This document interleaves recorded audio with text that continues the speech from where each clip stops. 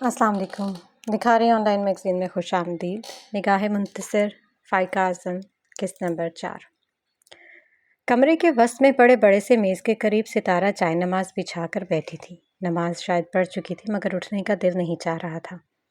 ہم چائے نماز پر کچھ دیر یوں ہی تب بیٹھتے ہیں جب ہم اداس ہوتے ہیں یا ہمیں کچھ چاہیے ہوتا ہے، رب سے فریاد کرنی ہوتی ہے، اس سے مانگنا ہوتا ہے، یا شاید کچھ بہت قیمتی مل جائے جس کی ہمیں دل سے چاہو تو اس پر خدا کا شکر ادا کرنا ہوتا ہے۔ ان سب حالتوں میں سے ستارہ بھی کسی حالت میں مبتلا تھی۔ وہ سر گھٹنوں پر رکھ کر رو رہی تھی۔ خدا سے محو گفتگو تھی، بالکل ویسے جیسے ہم خود کے سامنے بیٹھے شخص سے بات کر رہے ہوتے ہیں۔ وہ کیا بات کر رہی تھی یہ اس کی اور اس کے خدا کے درمیان راز تھا، اور بے شک اللہ تعالیٰ بہترین رازدار ہے۔ وہ ٹھنڈی آہ بھرتی گالوں سے آنسو پوچھ رہی تھی۔ لوگ کہتے ہیں میرا بات کرنے کا انداز کمال ہے، کیا آپ کو بھی میرا یوں آپ سے مخاطب ہونا، باتیں کرنا، آپ کو پکارنا یہ سب اچھا لگتا ہے؟ کبھی کبھی مجھے لگتا ہے میرے انداز میں یہ جو پرکشش پن ہے نا، یہ مجھے آپ سے بات کر کے ہی حاصل ہوا ہے۔ پتہ نہیں کیوں لیکن مجھے ایسا لگتا ہے۔ یہ انداز کی گہرائی مجھے اپنے پروردگار کی شان و شوکت کا اندازہ کر کے ہی ہوئی ہے۔ وہ رب سے مخاطب ایک نظر کمرے کو دیکھنے لگی۔ اب دل کا بوجھ کافی ہلکا ہو گیا تھا، لیکن خالی کمرہ کاٹ کھانے کو دوڑ رہا تھا۔ گوری یاد آئی تو پھر سے سارے غم جاگ گئے۔ وہ اداس ہو گئی۔ آنسوؤں کا نکلنا، سجدے میں گرنا، دعا کے لیے ہاتھوں کا اٹھانا، کوئی خواہش ادھوری رہ جائے تو رب کتنا یاد آتا ہے۔ وہ کچھ دیر یوں ہی بیٹھی رہی، پھر اٹھ کر چائے نماز کو تہ لگاتی بیڈ پر آ کر بیٹھ گئی۔ کمرے میں سجائی کی ساری چیزیں ستارہ کی اداسی میں اداس تھیں۔ زیور سے بے نیاز گوری جو کہیں سے بھی نئی نویلی دلہن نہیں لگ رہی تھی، کھڑکی سے اوپر چمکتے چاند کو دیکھ کر کچھ سوچ رہی تھی۔ کمگو تو وہ پہلے سے ہی تھی، گھر میں بھی ستارہ کی باتوں پر مختلف ایکسپریشن ہی دیتی تھی، بس کچھ بولتی تو کم ہی تھی۔ اور یہاں بھی ابرام سے پالا پڑا جو نہ خود بولے گا اور نہ ہی اسے بولنے دے گا۔ کمرے میں مکمل خاموشی تھی جسے آخر ابرام نے توڑا۔ خوبصورت، وہ اسے پکارتا نظر ابھی بھی لیپ ٹاپ پر ہی جمائے ہوئے تھا۔ جی، وہ ابرام سے منہ سے اپنا نام سن کر خوش ہوئی تھی۔ یہ پہلی دفعہ تھا جب ابرام نے اسے پکارا تھا، مطلب گوری اور خوبصورت میں وہ اسے خوبصورت ہی کہنے والا تھا۔ وہ مکمل طور پر اس کی طرف متوجہ تھی۔ اس نے الفاظ مجتمع کیے۔ اپنے گھر والوں سے بول دو صبح ناشتہ نہ لے کر آئیں، وہ بے تاثر لہجے میں کہتا اسے چونکا گیا۔ وہ ڈھیروں سوالوں کا انبار دماغ میں لیے منہ سے بے اختیار جی بول گئی تھی، جبکہ پریشانی کے تاثرات چہرے پر موجود تھے۔ ابرام جو اس کے کسی بھی قسم کے سوالات کے جواب دینے کے لیے تیار تھا، اس کے جی کہنے پر اپنی حیرت چھپا نہ سکا۔ گوری نے تھوڑی دیر سوچنے کے بعد ستارہ کو ٹیکسٹ کیا کہ ابرام نہیں چاہ رہے کہ تم لوگ ناشتہ لے کر آؤ، آگے تم خود سمجھدار ہو، اور ہاں، امی کو یہ وجہ مت بتانا کہ ابرام نے منع کیا ہے۔ آئی ہوپ تم ہینڈل کر لو گی۔ وہ ٹیکسٹ کر کے موبائل کی اسکرین آف کر گئی، پھر دونوں ہاتھوں کو خود میں بھینچ کر کچھ سوچنے لگی۔ بیڈ پر بیٹھا ابرام کام میں مصروف نظر آ رہا تھا۔ انداز میں کوئی تبدیلی نہیں آئی، جبکہ ان سب کے دوران تھی۔ اتنی دیر کر دی، میں کب سے انتظار کر رہی ہوں، جلدی آنا تھا نا۔ وہ ایس کے ہاتھوں سے کھانے کی پیکٹ پکڑتی اس سے مخاطب تھی۔ ہاں تو کھانا بنانا سیکھ لو نا، تاکہ مجھے باہر جانا نہ پڑے، تمہیں انتظار کرنا نہ پڑے۔ انداز میں تلخی تھی جسے زباب نظر انداز نہ کر سکتی۔ Did something happen؟ وہ غور سے اس کی جانب دیکھ رہی تھی۔ ماما کراچی آنا چاہ رہی تھی۔ وہ پریشان لگ رہا تھا۔ تو آنے دو، وہ پرسکون تھی۔ سب سے پہلے تمہیں گھر سے نکالیں گی۔ وہ اسے پرسکون دیکھنا نہیں چاہ رہا تھا۔ کیوں نکالیں گی؟ میرا گھر ہے، میرے شوہر کا گھر ہے، ایسے کیسے نکالیں گی؟ وہ دل میں آ گئی۔ کیونکہ آپ کے شوہر نے انہیں نہیں بتایا کہ وہ ان کی بہو کے ساتھ شادی شدہ زندگی شروع کر چکے ہیں، بلکہ یہ ہی نہیں بتایا کہ شادی کر چکے ہیں۔ ویسے ایک ہی بات ہے۔ وہ منہ میں بڑبڑایا تھا۔ اس کا انداز اس انسانوں سے مختلف تھا جو نارمل انداز میں اردو بولتے ہیں، کیونکہ جب عریض اردو بولتا تھا تو یوں لگتا تھا جیسے اسے دقت ہو رہی ہو۔ یہ تمہاری غلطی ہے اور اسے سدھارو گے بھی تم۔ اس نے اس کے سینے پر اپنی انگلی رکھی تھی۔ میں یہاں سے کہیں نہیں جانے والی۔ وہ کچن میں جا کر پیکٹ سے نان نکال کر ڈائننگ ٹیبل پر کھانا لگانے گئی۔ موڈ تو اس کا خراب ہو چکا تھا۔ خیر، حلیم کے ساتھ کھانا کھاتے ہوئے وہ موجودہ ماحول سے گمشدہ تھی، جبکہ ایس تو فون پرانے والے کیٹرنگ کے میسیجز اس کو دیکھ دیکھ کے پریشان ہو رہا تھا۔ صبح سویرے چمکتے سورج میں پرندوں کی چہچہاہٹ ماحول کو عجیب سا سکون بخشے ہوئے تھی۔ گوری لال رنگ کے گھٹنوں سے اوپر آتی خوبصورت سی فراک پہنے ہوئے تھی۔ ڈریسنگ پہ کھڑے ہو کر اس نے تیار ہونا چاہا تو اسے یاد آیا کہ میک اپ تو کیا ہی نہیں۔ ڈریسنگ تو ابرام کے رنگ برنگے پرفیوم سے سجا تھا۔ چند اور چیزیں تھیں جو گوری کے کسی کام کی نہیں تھی۔ وہ سلکی بالوں کو سیدھی مانگ میں دونوں کندھوں پر ڈالے ہوئے تھی۔ لپسٹک تک نہیں تھی اس کے پاس۔ اگر ستارہ ناشتے پر آتی تو وہ اس کا میک اپ ساتھ لاتی، مگر ابرام نے ناشتہ لانے سے بھی منع کر دیا تھا۔ یہ کیسے شادی تھی؟ وہ اکتا کر بیڈ پر بیٹھ گئی۔ جب نظر اپنے سفید پاؤں پر پڑی تو اسے خالی پاؤں بالکل اچھے نہ لگے۔ وہ تو ہر وقت پاؤں میں پائل پہنے رکھتی تھی، مگر وہ اب اس کے پاؤں میں نہیں تھی۔ خیر، اب کیا ہو سکتا تھا؟ کمرے میں اچانک ابرام کے ساتھ حماد چائے کی ٹرالی سجائے خوشگوار موڈ میں اندر داخل ہوا۔ گڈ مارننگ بھابھی، کیسی ہیں آپ؟ وہ گوری کی طرف دیکھ کر ٹرالی ایک سائڈ پر کھڑی کر چکا تھا، جبکہ ابرام ٹرالی کو دیکھ کر شیو کھجا رہا تھا۔ ٹھیک، وہ دو لفظی جواب دیتی اٹھ کھڑی ہوئی۔ دیکھیں بھابھی، اس گھر کو اور اس کمرے کو بالکل اپنا گھر اور اپنا کمرہ نہیں سمجھنا۔ ابرام نے ترچھی نگاہوں سے گھورا۔ گوری نے بھی ناسمجھی سے اسے دیکھا تھا۔ صرف اپنا گھر ہی اور کمرہ نہیں سمجھنا، بلکہ بھائی کا بھی سمجھنا ہے، کیونکہ بھائی کا بھی تو اس میں حصہ ہے۔ وہ تیز ہی کرتا زبردستی مسکرا رہا تھا۔ ان کو یقین کرنے میں تھوڑی دیر لگے گی کہ فائنلی ان کی شادی ہو گئی ہے، لیکن سمجھ جائیں گے، سمجھدار جو ہیں۔ حماد نے اپنے بولنے کا کوٹا پورا کیا تھا۔ اشارہ ابرام کی طرف تھا۔ بھابھی، میں نے اپنے ہاتھوں سے آپ کے لیے چائے بنائی ہے، بہت اچھی بنی ہے، پئیں۔ وہ تھرمس سے چائے کپ میں انڈیل رہا تھا جب ابرام نے اسے دیکھ کر ابرو اٹھائے، جیسے پوچھنا چاہ رہا ہو کہ واقعی ہی اچھی بنی ہے۔ ہاں، یہ لیں بھابھی، پئیں۔ اس نے کپ گوری کی جانب بڑھایا تو اس نے شرمندہ سی مسکراہٹ کے ساتھ کپ تھام لیا۔ یہ پہلی بار تھا کہ یوں کسی مرد کے ہاتھ سے چائے تھام رہی تھی، وہ بھی اس کے ہاتھ کی بنی ہوئی۔ تو اس نے اپنی زندگی میں مردوں کو رسوئی میں جاتے ہوئے دیکھا ہی نہیں تھا۔ اب یہاں آ کر پتہ نہیں اسے اور کیا کیا دیکھنا تھا۔ اس نے کچھ سوچتے ہوئے چائے کا گھونٹ بھرا تو ابرام نے گہری نظروں سے اسے دیکھا۔ یہ پہلی بار تھا جب وہ اسے یوں دیکھ رہا تھا۔ گھونٹ بھرنے کے بعد وہ خاصی پریشان دکھائی دی۔ کیا ہوا بھابھی، اچھی لگی؟ وہ پوچھ رہا تھا۔ اچھی؟ وہ اس کی طرف دیکھ کر پوچھ رہی تھی۔ اچھی تو نہیں ہے، رک کر اضافہ کیا، بری بھی نہیں ہے۔ وہ بول کر خاموش ہو گئی۔ بھابھی، کوئی چیز بری نہ ہو تو ڈیفینیٹلی اچھی ہوتی ہے، لیکن بھابھی بھائی سے شرما رہی ہیں، اس لیے ان کے سامنے کھل کر میری تعریف نہیں کر پا رہی ہے نا؟ حماد نے آخری جملے میں شوخی سے انگلی ہلائی تھی، جبکہ ابرام اس کے اس قدر بے تکے اندازوں پر سر ہلا کر رہ گیا۔ گوری نے بڑی ضبط سے چائے ختم کی اور ٹشو سے منہ پونچھ کر کپ ٹرالی میں رکھا۔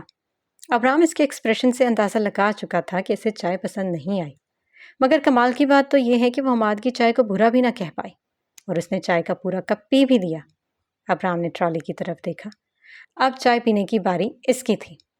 آ جاؤ، ہم کچن میں جا کے چائے پیتے ہیں، ابرام نے زومانی انداز میں حماد کو بولا تھا، جس پر وہ مسکراہٹ دباتا ٹرالی دروازے کی جانب کھینچ کر لے گیا۔ گوری نے ان کے جاتے ہی واش روم کا رخ کیا اور سنک پر کلیاں کرنی شروع کر دی۔ اس نے آج تک اتنی بد ذائقہ چائے نہیں پی تھی۔ حماد نے ٹرالی کچن میں رکھی اور پاس کھڑے ابرام کی طرف دیکھا۔ بھائی، آپ کمرے سے اپنے لیے باہر لے آئیے نا، کیونکہ آپ اتنی کڑوی چائے بھابھی کے سامنے نہیں پی سکتے تھے، ہے نا؟ حماد کی آنکھوں میں چمک تھی۔ نہیں، میں نے سوچا کمرے سے نکل جانا چاہیے تاکہ ہمارے جانے کے بعد خوبصورت اپنے منہ کا ذائقہ پانی کے ذریعے ٹھیک کر سکے۔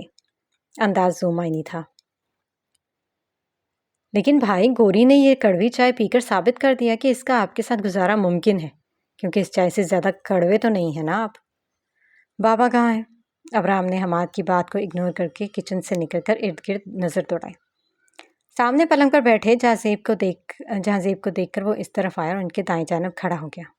جہاں زیب اخبار سامنے کیے مسکراہٹ چہرے پر سجائے ہوئے تھے. یہ مسکراہٹ اخبار کی وجہ سے نہیں تھی. What kind of smile is that? وہ اس کی آنکھوں میں دیکھ رہا تھا. جہاں زیب نے اسے بیٹھنے کا اشارہ کیا تو وہ آستینوں کی تہیں کھولتا ان کے قریب بیٹھ گیا. تمہیں پتہ ہے، پہلے مجھے لگتا تھا کہ تم میری سمجھدار اولاد ہو. پھر مجھے لگنے لگا کہ تمہیں سمجھدار سمجھنے میں میری ہی کوئی نہ سمجھی. لیکن پتہ ہے میں غلط تھا، یا یوں کہہ لو کہ میں ہمیشہ سے ٹھیک تھا، کیونکہ تم سمجھدار ہو. جہاں زیب خوشی سے اٹھ کر کھڑے ہوئے. ابرام سنجیدگی سے انہیں دیکھے گیا. مطلب پہلے تم نے ساری زندگی یہ کہتے گزار دی کہ تمہیں شادی نہیں کرنی، لیکن جب کی تو ایسی لڑکی سے. جہاں زیب نے خوشی سے ہاتھ ہلایا تھا، جیسے تمہاری کسی بھی بات سے کوئی مسئلہ ہو ہی نہیں سکتا. مطلب اتنا اچھا فیصلہ تو میں بھی تمہارے لیے نہ کر پاتا جتنا تم نے خود اپنے لیے کیا ہے. ویسے تو انسان خود غرض ہے، وہ اپنے لیے اچھا ہی سوچتا ہے، لیکن تم ان میں سے نہیں ہو. تھوڑے مختلف قسم کے ہو. تم جانتے تھے کہیں نہ کہیں کہ تمہیں بیوی کی ضرورت ہے اور رہے گی، لیکن پھر بھی تم شادی کے لیے رضامند نہ ہوئے. اور جب ہوئے تو جہاں زیب نے ٹھنڈی آنکھ بھری بند مٹھی جوش سے کھولی. پتہ ہے، اورنگزیب میرا بھائی ہے. میں اس کے گھر رشتہ کرنے کا سوچ سکتا تھا، لیکن ان کے رسم و رواج، عجیب روایات اور رہن سہن کے ہم سے مختلف طریقے، اس نے مجھے ایسا کرنے سے روک دیا. پھر رکت سیکھی نہیں، بلکہ میری سوچ کو محدود کر دیا، اس طرف جانے ہی نہیں دیا. جہاں زیب نے اپنے ہاتھوں کو ابرام کے کندھوں پر رکھ کر اسے اٹھایا. لیکن بیٹا، تم نے ہر حد توڑ کر اپنے باپ کے دل میں اپنی محبت کو بے حد کر دیا. میں تمہارے اس فیصلے سے بہت خوش ہوں، اور بس اب یہ نگاہیں منتظر ہے تمہارے چہرے پر وہ خوشی دیکھنے کے لیے، جو دیر سے ہی صحیح لیکن تمہارے چہرے پر آئے گی ضرور، اپنے لیے بہترین پارٹنر کا انتخاب کرنے کی وجہ سے. جہاں زیب نے بات ختم کر کے ابرام کو گلے لگایا تھا. دور کھڑا جہانگیر یہ نظارہ دیکھ کر ٹوٹ کر خوش ہوا تھا. ابرام بھی اپنے باپ کو خوش دیکھ کر مطمئن تھا. اچھا پھر کیا ہوا؟ ابرام مانا یا نہیں؟ اشوا نے پامیر سے کہانی سنتے ہوئے دلچسپی سے رخ پامیر کی طرف موڑا. ارے نہیں، اسے کوئی چیز تھوڑی ہے، نہیں کوئی سیدھی چیز تھوڑی ہے، وہ بہت ٹیڑھا ہے. میرا دوست ہے نا، اس لیے میں جانتا ہوں اسے. لاریب نے ایڑی چوٹی کا زور لگا لیا، مگر وہ نہیں مانا. ایک بار تو لاریب نے پارٹی ارینج کی اور مجھے بہت انسسٹ کیا کہ میں ابرام کو ساتھ لے کر آؤں. پھر آپ لے گئے؟ اشوا نے پامیر کی طرف دیکھا تھا. منانے میں وہ وقت تو بہت لگا تھا، لیکن آخر مان ہی گیا تھا. پھر شام میں پارٹی تھی، اسلام آباد کے مشہور ریسٹورنٹ مونال میں تھی. کیا سجاوٹ تھی اور کیا ششکے تھے وہاں کے لوگوں کے. لاریب بھی خوب تیار ہوئی تھی. وہ نارمل تو تھی، لیکن روٹین میں اتنا میک اپ کرتی تھی. آج تو پھر پارٹی تھی. آپ کو میک اپ نہیں پسند ہے نا؟ اشوا نے سہمے سے انداز میں پوچھا تھا. پامیر اس کو دیکھ کر ہنس دیا. یار اس کو اچھا نہیں لگتا تھا، وہ بہت زیادہ کرتی تھی. مگر اس دن تو وہ کالی رات کا ہی کوئی حصہ لگ رہی تھی. جب ابرام کال کرنے سائٹ پر جا رہا تو جان بوجھ کر اس طرف جا کر ابرام سے زور سے ٹکرائی. پہلے تو ابرام نے ناسمجھی سے اسے دیکھ کر سوری بولنا چاہا، لیکن جیسے ہی دماغ نے لاریب کا فراڈ سمجھا، ابرام ترچھی نگاہوں سے اسے گھورے گیا. مگر وہ ایسی ڈھیٹ وہیں کھڑی رہی. اور پتہ ہے، وہ بولتی بھی بہت تھی. ابرام کو زیادہ بولنے والی لڑکیوں سے سخت چڑ ہے. چلے کوئی بات نہیں، ویسے بھی گوری تو دیکھنے میں خاموشی لگتی ہے. ابرام بھائی کا گزارا اچھا ہو جائے گا. اچھا پھر کیا ہوا؟ وہ پامیر کی طرف دیکھ کر اس کے بولنے کا انتظار کر رہی تھی. ٹھیک کہہ رہی ہو. پھر رات میں اس نے اپنی کزنس کو ہم سے ملوایا. توپا ایسی لڑکیاں. ابرام کا تو میٹر گھوم گیا.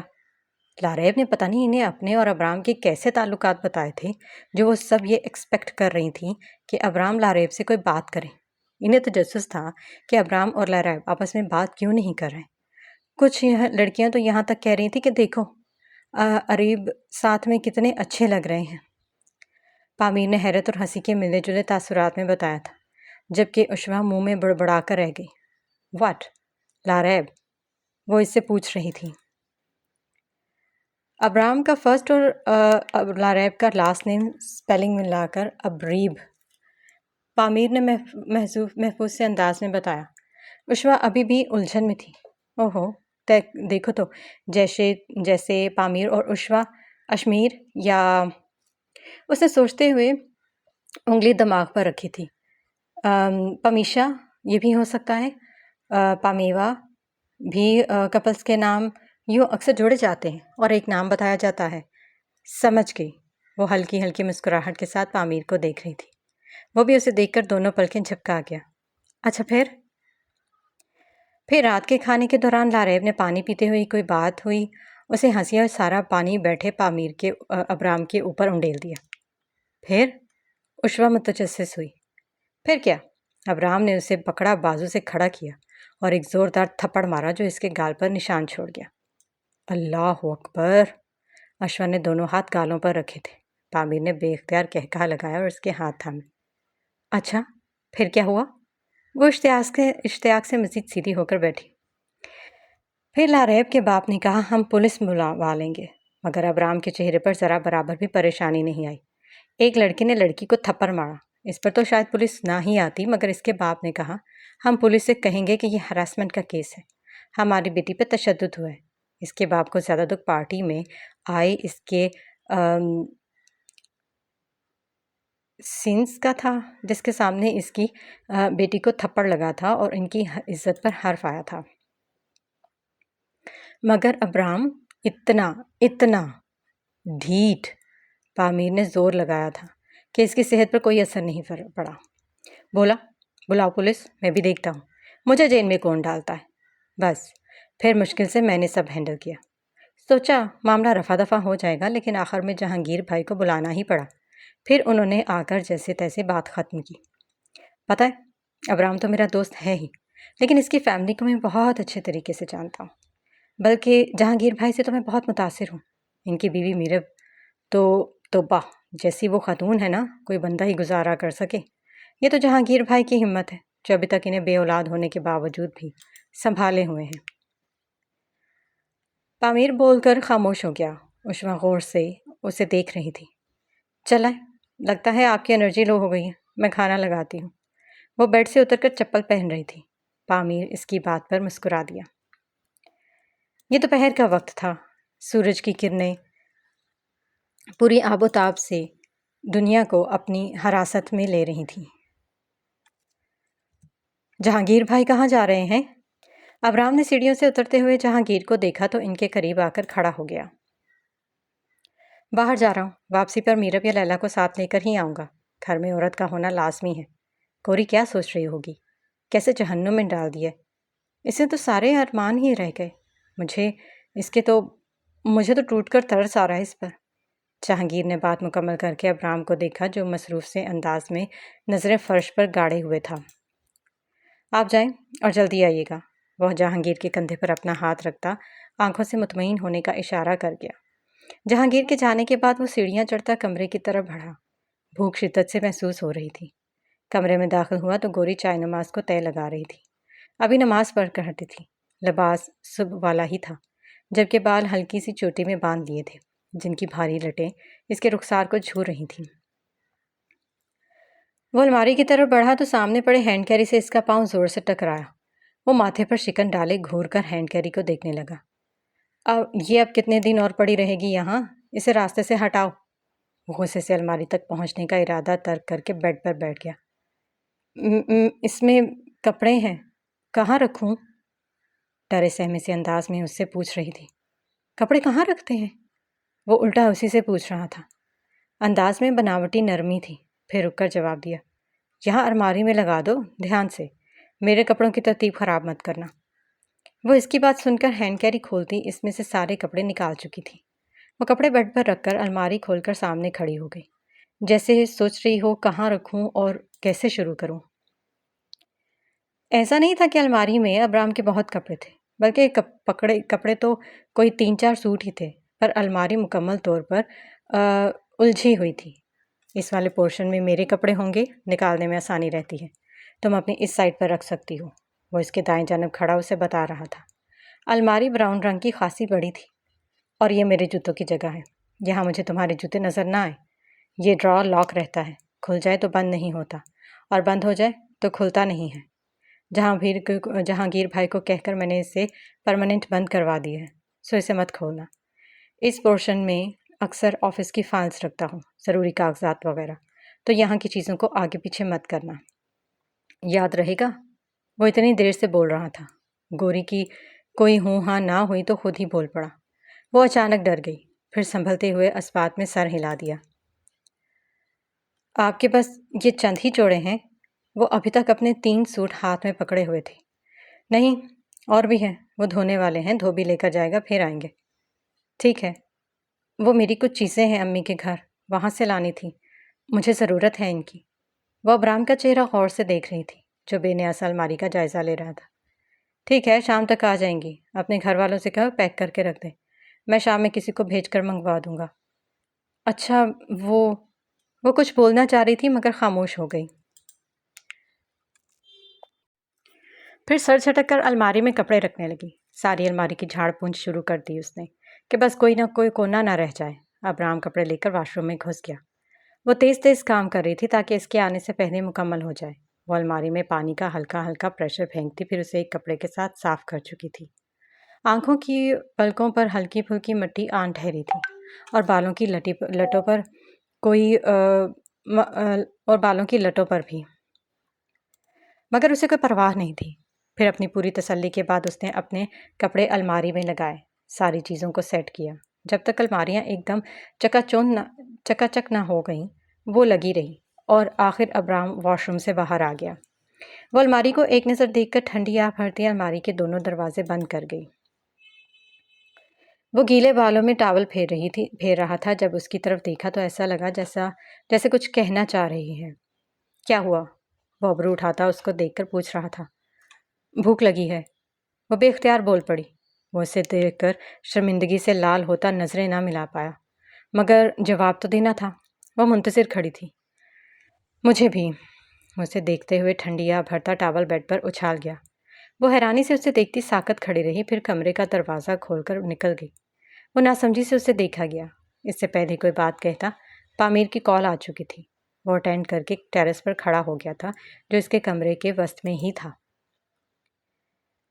ستارہ، سکندر تمہیں کیسا لگتا ہے؟ میرا مطلب ہے کہ اگر امی وہ گوری کو پسند کرتا ہے۔ اس نے جھرجھری دے کر ماں کی بات کاٹی۔ مردوں کا کیا ہے، ان کی پسند بدلتی رہتی ہے، اور یہ محبت کچھ نہیں ہوتی، بس 4 دن کا بخار ہے۔ اور اب تو گوری ماشاءاللہ سے اپنے گھر کی ہو گئی ہے۔ ابرام کا پتہ ہے نا، ٹانگیں توڑ دے گا سکندر کی اگر اس نے ایسا کچھ سوچا بھی تو۔ اور تمہارے ابا سائیں سکندر سے رشتہ کرنا چاہ رہے ہیں تمہارا۔ پہلے کرتا ہوگا گوری کو پسند، پر اب نہیں کرتا۔ تم بتاؤ، تمہیں تو کوئی اعتراض نہیں ہے؟ ماں مجھے بھی پڑھنا ہے، ڈگری تو کمپلیٹ ہو جانے دیں، پھر جس سے کہیں گے کر لوں گی شادی۔ ستارہ نے اداسی سے نم آنکھیں صاف کی۔ اس کی ماں محبت سے اس کا ماتھا چومتی کمرے سے چلی گئی۔ وہ اداسی سے سکندر کے بارے میں سوچنے لگی تھی۔ دل نے سکندر کے خیال پر کوئی بیٹ مس نہیں کی تھی۔ اسے بہت افسوس ہوا۔ گال پر گرا آنسو پونچھ کر وہ گرنے والے انداز میں بیڈ پر لیٹی تھی۔ چھت پر لٹکتا فانوس ہلکی پھلکی حرکت میں تھا۔ وہ بے بسی سے اسے دیکھے گئی، مگر کچھ نہ کر پائی۔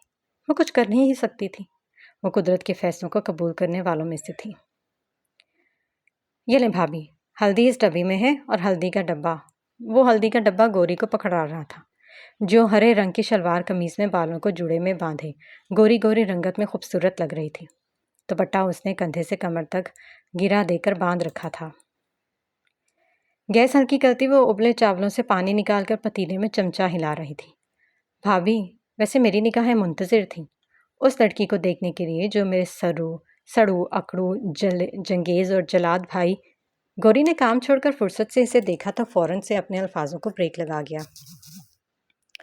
میرا مطلب ہے چارمنگ، گڈ لکنگ، ہینڈسم اور پرکشش شخصیت والے بھائی کی زندگی میں آئے گی۔ آخر میرا انتظار ختم ہوا۔ وہ بات بدلنے میں بھی ماہر تھا۔ اب آپ مجھے یہ بتائیں کہ میں آپ کو گوری بھابھی بلاؤں یا خوبصورت بھابھی؟ وہ لہسن چھیلتے ہوئے گوری سے پوچھ رہا تھا۔ وہ تڑکے میں تھوڑا سا پانی ڈالتے ہوئے مصروف سی بولی، جو تمہارا دل چاہے۔ وہ ستائشی ابرو اٹھائے لہسن چھیلتا رہا۔ گوری کو بریانی بنانی تھی اور وہ اس کی ہلکی پھلکی مدد کر رہا تھا، ساتھ ساتھ اپنی بیتوکی باتوں کا بھی سلسلہ جاری رکھا ہوا تھا۔ ذباب نے ستاروں سے بھرا آسمان دیکھا تو ڈھیر ساری یادیں اس کے ذہن میں تازہ ہو گئیں۔ وہ کافی کا کپ ہاتھ میں پکڑے باہر لان میں بڑے صوفے پر بیٹھی تھی۔ ارد گرد زمین پر ہری گھاس تھی جو دھند کی وجہ سے ہلکی پھلکی گیلی ہو رہی تھی، مگر ذباب کو سردی نہیں لگ رہی تھی۔ وہ مصروف سی بیٹھی خیالوں میں کھوئی ہوئی تھی۔ چند سال پہلے وہ کون تھا؟ کون؟ وہ پنک ٹی شرٹ پہنے، بالوں کو جوڑے کی شکل میں باندھے، ہاتھ میں جوس کا گلاس پکڑے ہوئے تھے، جو تمہیں چھوڑنے آیا تھا؟ ابرام نے اس کے تنے لاپرواہ انداز پر بے رحمی سے اسے گھورا تھا۔ یونیورسٹی فرینڈ تھا۔ وہ بے تاثر انداز میں جوس کا گلاس منہ کے قریب لے گئے۔ اپنی حرکتوں سے باز آ جاؤ، تمہیں وارن کر رہا ہوں، ورنہ… وہ کہتے کہتے رکا تھا۔ وہ گھور گھور کر اسے دیکھتی رہی مگر بولی کچھ نہیں۔ بہت پچھتاؤ گی تم، یہ یاد رکھنا۔ وہ اسے انگلی دکھاتا سامنے دروازے کی جانب بڑھ گیا۔ عریض نے گلا کھنگھارا تو وہ خیالوں سے باہر آئی۔ کیا سوچ رہی تھی؟ وہ صوفے پر کچھ فاصلہ قائم کیے اس کے دائیں جانب بیٹھ گیا تھا۔ سوچ رہی تھی کہ جوان لڑکی کے خیالات میں اور 26 سالہ لڑکی کے خیالات میں کتنا فرق ہوتا ہے۔ وہ مصروف سے انداز میں بول رہی تھی۔ اس رات کی چاندنی اس کے چہرے پر چھائے پریشانی کے تاثرات چھپائے ہوئے تھی۔ 26 سالہ لڑکی بھی تو جوان ہوتی ہے، یا تم نے خود کو ابھی سے بوڑھا تصور کر لیا؟ وہ شاید مذاق کر رہا تھا۔ میں 26 سال کی نہیں ہوئی، سمجھ آئی؟ وہ اچانک غصے میں آئی تھی۔ یہ ٹاپک ہی ایسا تھا۔ جب بات لڑکیوں کی عمر کی آ جائے تو بات ہی ختم ہو جاتی ہے۔ ہاں بھائی ٹھیک ہے، اچھا چلو کمرے میں چلو ورنہ ٹھنڈ لگ جائے گی۔ وہ اٹھنے کا اشارہ کرتا ہاتھ اس کے آگے کر گیا۔ وہ اداس مسکراہٹ کے ساتھ اس کا ہاتھ تھامتی وہاں سے چل دی۔ آسمان کے ساتھ لان کا منظر بھی مکمل خاموشی اختیار کر چکا تھا۔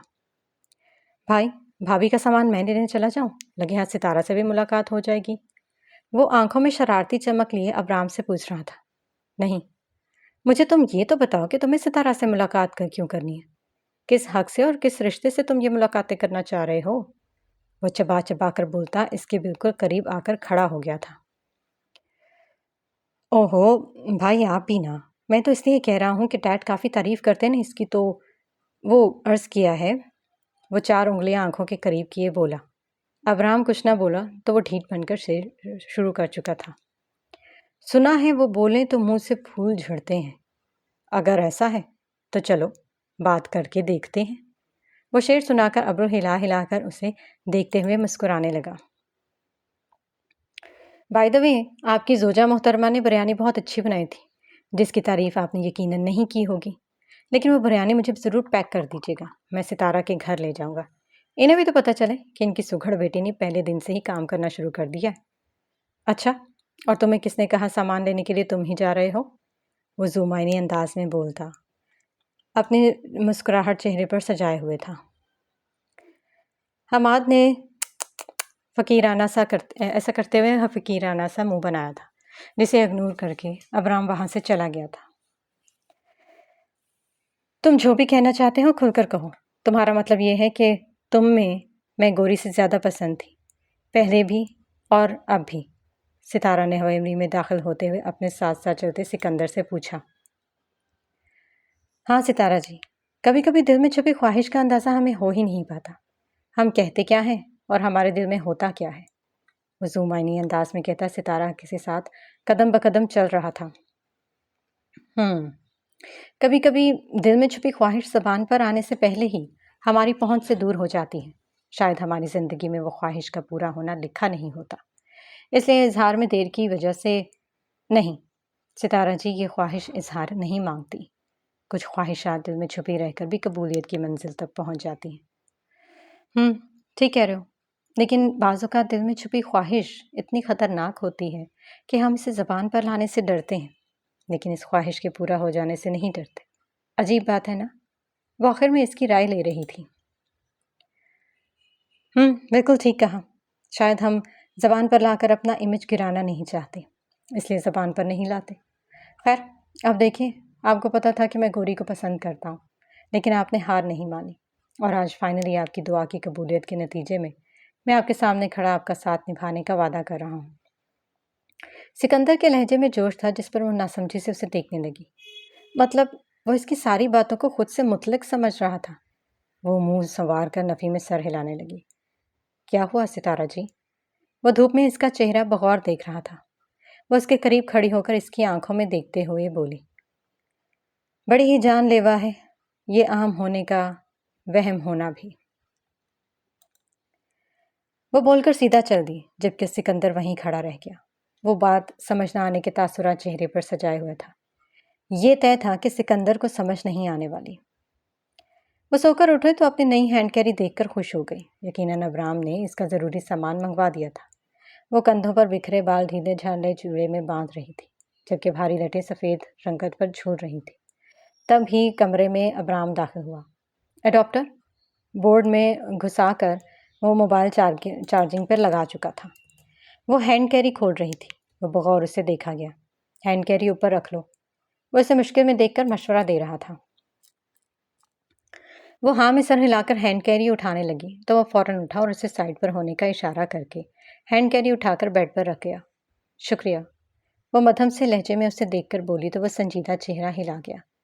وہ ہینڈ کیری کھول کر اس میں سے چیزیں باہر نکالنے لگی، پھر اس میں موجود کوئی چیز دیکھ کر کھل کر خوش ہوئی اور ہاتھ میں پکڑ کر فرصت سے صوفے پر بیٹھ گئی۔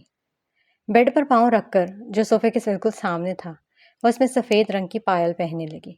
ایک پائل پہن کر پاؤں کو تھوڑا سا ہلایا تو چھن چھن سنائی دی۔ دوسرے پاؤں میں پائل پہننے لگی۔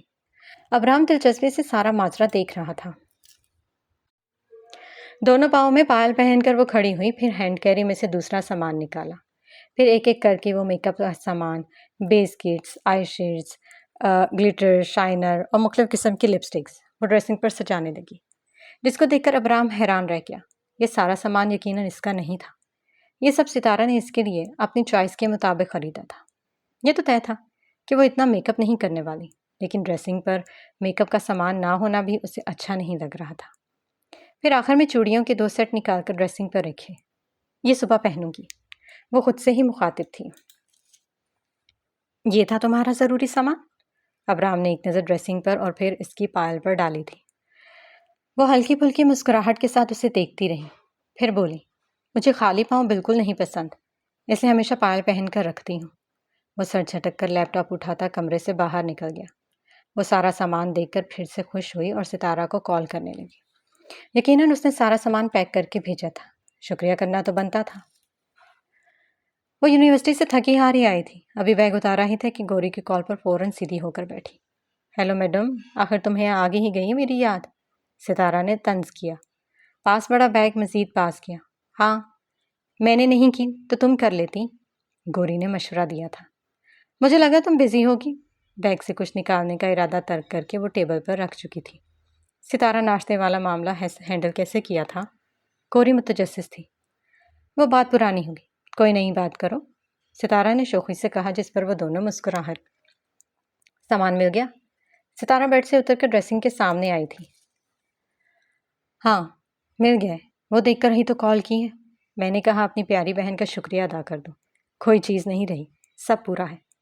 چلو شکر ہے، ورنہ کام کے معاملے میں تمہارے نزدیک میں پھوہڑ ہوں، ہے نا؟ ستارہ نے منہ سوڑا تھا۔ ارے وہ تو میں رسوئی کا کام کہتی ہوں، ورنہ مینجمنٹ میں تو تم ایک دم کھڑکی توڑ ہو، گوری نے جوش سے بتایا تھا، جس پر ستارہ نے 4 انگلیاں ماتھے کے قریب کی تھی جیسے گوری اسے دیکھ سکتی ہو۔ تمہارے دلہا صاحب کیسے؟ ستارہ نے آنکھیں گھمائی، جس پر گوری نے سارے دن کی رداعت سنا ڈالی۔ ستارہ سر ہلا ہلا کر سنتی رہی اور گوری بولتی رہی۔ اس کے بعد ستارہ کی آج کے دن یونیورسٹی میں جو ہوا اس کی رداعت شروع ہوئی، جو یقیناً 2 گھنٹے تک تو چلنی تھی۔ سامان آدھا سمٹا تھا، آدھا پڑا تھا، مگر یہاں کسے پرواہ تھی؟ میرب آ گئی ہے، کمرے میں ہے، آرام کر رہی ہے۔ جہانگیر بالوں کو پشت سے کھجاتا جہاں زیب کو آگاہ کر رہا تھا۔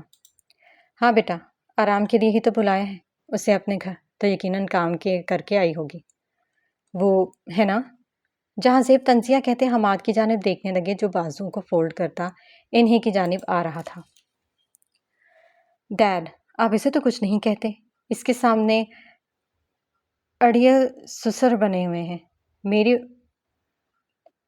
ہر طرف سے بس مجھے چابی بھرتے رہتے ہیں۔ وہ دائیں بائیں دیکھتا سامنے پڑے پلنگ پر بیٹھ گیا تھا۔ دیکھیں بھائی، ڈیڈ کا کام چابی بھرنا ہے، آگے سپیڈ گیئر ریس اور منزل تک پہنچنا آپ کا کام ہے۔ حماد نے جوش سے لقمہ دیا۔ اچھا تم چاہتے، حماد کو اگنور کرتے ہو، کہ میں بات کروں تاکہ 2-3 جو گھر میں ٹک جاتی ہے وہ بھی نہ ٹکے، ہے نا؟ جہاں زیب نے سر جھٹکا تھا۔ نہیں بابا، یہ چاہتا ہے کہ آپ ساس کا رول نبھائیں، وہ والی ساس جس نے گھر میں بہو کا جینا حرام کیا ہوتا ہے۔ حماد نے آگ لگائی تھی، جس پر جہانگیر نے ٹیڑھی نظروں سے اسے دیکھا تھا۔ کیوں؟ تم کیوں چاہتے ہو کہ میں ظالم ساس کا رول پلے کروں؟ تم نے زمانے کی نصیحتیں نہیں سن رکھی؟ وہ ایک ایک لفظ چبا کر بولے تھے۔ حماد کے بول پر یقین کر چکے تھے۔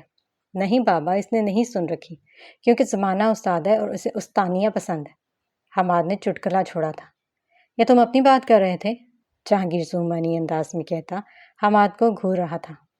یہ نا، آپ ابرام بھائی کی طرح مجھے گھورنا بند کر دیں اور بھابھی کو ذرا جگائیں، لیلا کی تھوڑی سی مدد ہی کر دے کچن میں۔ یا گوری بھابھی کو بولوں؟ وہ بول کر منہ کے عجیب عجیب زاویے بناتا وہاں سے نکل گیا۔ ہاں اب کیا ہے، جاؤ تم بھی۔ وہ غصے سے اپنی چادر اٹھاتے اپنے کمرے کی جانب بڑھے تھے۔ کوئی میری بات کیوں نہیں سمجھتا؟ وہ خود سے ہی مخاطب ماتھے پر سروٹیں لیے سوچنے والے انداز میں پلنگ پر بیٹھا تھا۔ اچھا لیلا نام ہے تمہارا؟ کتنی دیر سے کام کر رہی ہو یہاں؟ وہ سامنے دھلے ہوئے کپڑوں میں ابرام کے کپڑے چن رہی تھی، جن میں پاس کھڑی لیلا اس کی مدد کروا رہی تھی۔ مجھے تو کافی عرصہ ہو گیا ہے، پہلے تو یہ لوگ اسلام آباد رہتے تھے، مگر جب سے کراچی آئے ہیں مجھے ہی کام پر رکھا ہوا ہے، لیلا نے خوشی سے بتایا تھا۔ اچھا چلو، اچھی بات ہے، اب یہ سارے کپڑے لو اور ان کو پریس کر کے ان کی الماریوں میں لگا دو۔ جہانگیر بھائی کے میرا بھابھی کو دے دینا، ابرام کے میں خود کر لوں گی، اور یہ باقی تم کل تک تم نے کر کے الماریوں میں لگا دینا، ٹھیک ہے؟ وہ ابرام کے کپڑے ہاتھ میں پکڑے اسے سمجھا رہی تھی۔ لیلا نے ایک نظر گوری کے ہاتھوں پر ڈالی۔ ابرام کے کپڑے استری کرنے سے فائنلی اس کی جان چھوٹ چکی تھی۔ وہ پرسکون نظر آئی اور پھر وہاں سے چلی گئی۔ گوری نے ایک نظر دائیں بائیں دوڑائی۔ یہ گھر کا نیا حصہ تھا۔ دور ہلکی ہلکی ٹھنڈی ہوائیں چل رہی تھیں۔ سورج پوری شان سے چمک رہا تھا۔ یہ سردیوں کا سورج تھا۔ گوری گریزی کی خوشبو اندر اتارتی ہنس کر وہاں سے چل دی۔ دور ہلتے پودے اسے دور جاتا دیکھ رہے تھے۔